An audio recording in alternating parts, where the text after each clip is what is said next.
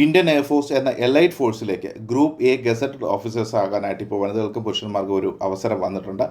അഫ്കാറ്റ് അഥവാ air force common admission test 2025 നോട്ടിഫിക്കേഷനാണ് ഇപ്പോൾ വന്നിട്ടുള്ളത്.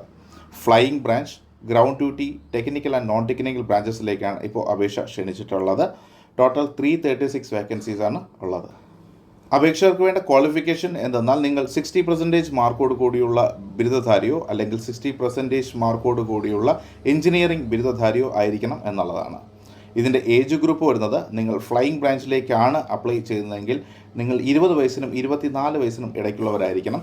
Ground duty, technical non technical ബ്രാഞ്ചിലേക്കാണ് അപ്ലൈ ചെയ്യുന്നതെങ്കിൽ നിങ്ങൾ 20 വയസ്സിനും 26 വയസ്സിനും ഇടയിൽ ഉള്ളവരായിരിക്കണം എന്നുള്ളതാണ്.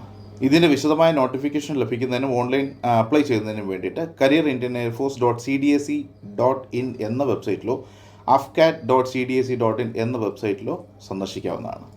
ഇത് അപേക്ഷിക്കേണ്ട അവസാന ഡേറ്റ് എന്ന് പറയുന്നത് 31 ഡിസംബർ 2024 ആണ്. എലിജിബിൾ ആയിട്ടുള്ള എല്ലാവരും അപേക്ഷിക്കുക.